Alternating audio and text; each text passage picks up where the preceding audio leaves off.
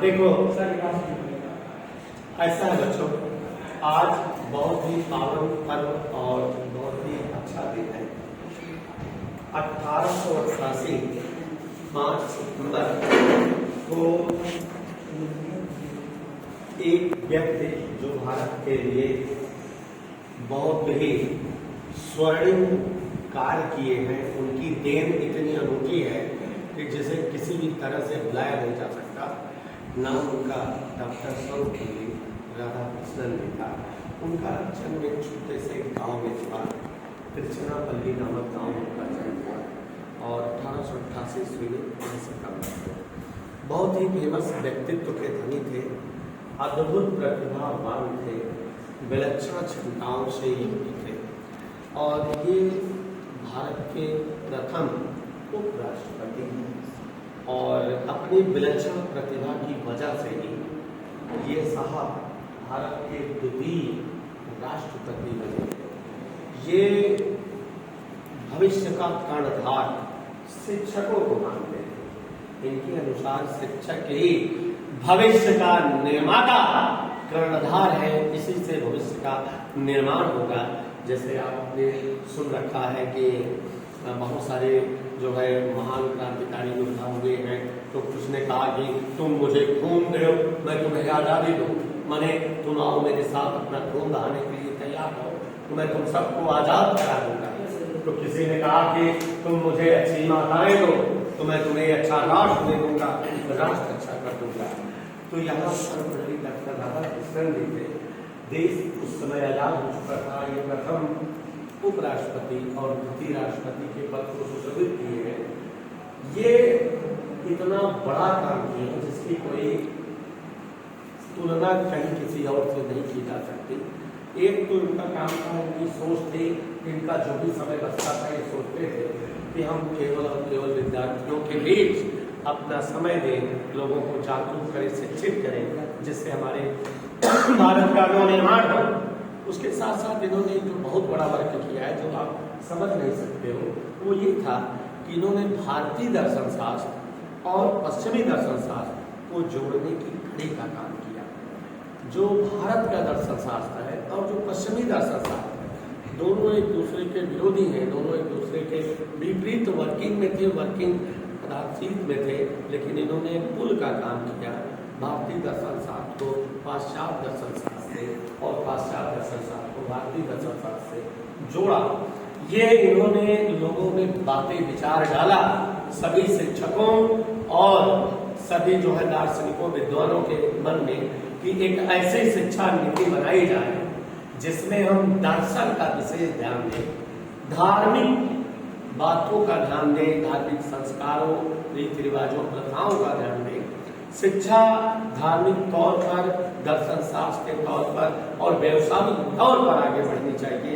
ये कथन इन्हीं साहब का था और ये अपने ज्यादा से ज्यादा समय को बच्चों के बीच बिताते थे, बच्चों के बीच ले जाते थे, खर्च करते थे। इलाहाबाद यूनिवर्सिटी में इन्होंने प्रॉक्टर बने, शिक्षा दी, यूनिवर्सिटी में भी, BHU में भी पढ़ाया, दिल्ली यूनिवर्सिटी में भी पढ़ाया और इतने ज़्यादा फेमस व्यक्तित्व हो गए लोग। जब उनका जन्मदिन मनाने के लिए उन्होंने कहा कि भाई मेरा जन्मदिन मनाते हो आप तो मेरे पर्सनल एक व्यक्ति को आप सम्मानित और गौरवान्वित करते हो। मैं अपना जन्मदिन आज से समर्पित करता हूँ भारत के समस्त शिक्षकों को। तो उन्हीं के जन्म दिवस से ही भारत में शिक्षक दिवस मनाने की प्रथा प्रारंभ हुई कि इसी बहाने भारत के शिक्षकों को सम्मानित किया जाए, उनको याद किया जाए। बिना शिक्षक के आप जो है किसी कीमत पर किसी भी क्षेत्र में आगे नहीं बढ़ सकते। आप बहुत सारी कविताएं जो वहाँ पढ़े हुए हो कि शिक्षक का स्थान भगवान से भी ऊंचा होता है। मेरी अपनी सोच है कि शिक्षक में माता और पिता दोनों का चरित्र विद्यमान होता है, दोनों के स्वभाव गुण शिक्षक में विद्यमान होते हैं। माँ की तरह वो दोस्त की तरह रह करके आपकी कमियों को जानने का प्रयत्न करता है और पिता की तरह आप पर शासन करके आपको चोट पहुंचा के, जैसे कुम्हार अपने घड़े पर थाप लगाता है, शिल्पकार छेनी हथौड़ी से पत्थर को तराशता काटता है, उसी तरह से एक शिक्षक भी आप पर चोट पहुंचाकर मीन्स आपके बुरे कामों को आपसे दूर करके, आपकी कमियों को आपसे हटा के नई दिशा, अच्छी दिशा और अच्छे जो है पथ पर चलने के लिए आपको अग्रसित करता है। तो पिता का भी रोल उसमें होता है और माँ का भी रोल होता है। माँ का और पिता का शामिलात रोल शिक्षक होता है। शिक्षक मतलब मदर प्लस फादर। मेरे हिसाब से शिक्षक का स्थान माता पिता से भी ऊंचा होना चाहिए। जानते हो क्यों? वजह ये कि शिक्षक निस्वार्थ रहता है। माता पिता भी अपने नाम के लिए मानते हैं कि हमारा बेटा कमाएगा, आगे बढ़ेगा, नौकरी पाएगा तो हमको ला के देगा, हमारा नाम होगा। शिक्षक ही एक ऐसा रिश्ता है जो अपने बच्चों के नाम के लिए बनता है। बड़ी खुशी उसे ये बताने होती है, ये आशुतोष तिवारी जो शाहजहांपुर में जज है ना, मेरा भाई स्टूडेंट है, तो वो अपने बच्चे का बखान करने में खुश होता है, अपने बच्चे को सुशोभित करता है। बाकी और किसी पद में अपना बखान होता है। पिता अपना नाम चाहता है, माता अपना नाम चाहती है, लेकिन शिक्षक अपने विद्यार्थियों, शिक्षार्थियों, अपने स्टूडेंट्स का नाम चाहता है। बाकी तो ये तो सड़क है, आपको केवल रास्ता दिखा देगी, वो तो वहीं पड़ी रहेगी सड़क, और आप जो है आगे बढ़ करके मंजिल तक पहुंच जाओगे उसका सहारा देकर। तो अर्जुन सर जैसे बहुत सारे शिक्षक आप लोगों की लाइफ में आए होंगे, आते रहेंगे, जिनका केवल यही काम रहेगा कि आपको एक अच्छा पथ दिखाएं, एक अच्छा मार्ग दिखाएं, जिसे पकड़कर आप जो है अपने गंतव्य तक, अपनी मंजिल तक पहुंच सको, जा सको। बाकी आज के समय में बेटा शिक्षार्थी, शिक्षक ये सब एक दोस्त सर्किल में हो गए हैं।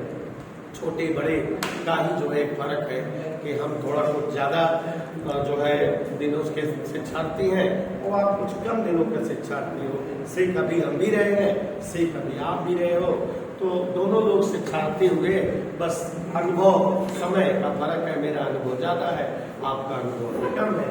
आप भी 11वीं 12वीं में हो, हमारा 11वीं 12वीं हो चुका है, तो इस तरह का फर्क है। आप तो सभ्यता बदल गई है और जब भी चाहते हैं आप लोगों का स्नेह प्यार जिस तरह से दिखता है, मिलता है, उससे बड़ी खुशी मिलती है, बड़ा अच्छा फील होता है। आज के दिन याद आता है कि देखो बच्चे कितनी श्रद्धा में अपने आप से, जो बच्चे अपने तरीके से अपनी सोच से सब कुछ करते हैं बिना किसी कहे। मैंने देखा कि बहुत कम बच्चों ने कम समय, कल से लेकर आज तक के समय में अपने आप स्वतः समर्पित होकर के अपने जो समय दिया मेरे लिए, जो अच्छा किया, वही मेरे लिए बहुत है।